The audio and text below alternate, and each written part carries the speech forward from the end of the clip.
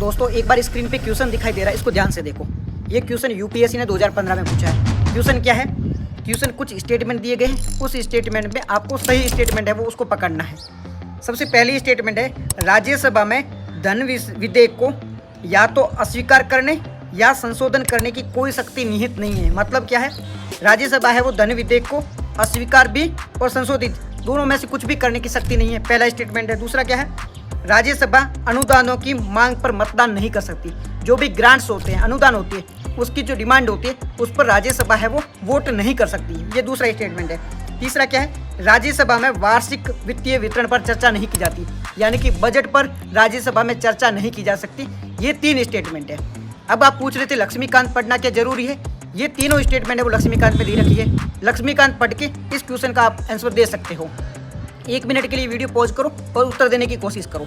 सबसे पहले हम इस उत्तर को एलिमिनेशन से निकालने की कोशिश करेंगे। एलिमिनेशन से कैसे?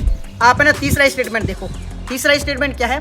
क्या बजट पर राज्यसभा में चर्चा की जा सकती है? देखो, चर्चा तो की जा सकती है। हमें सबको पता है कि राज्यसभा में बजट पर चर्चा की जा सकती है। उस पर वोट नहीं दिया जा सकता है, उस पर घटाया बढ़ाया नहीं जा सकता, परंतु चर्चा की जा सकती है। तो तीसरा स्टेटमेंट है वो सही हो जाएगा।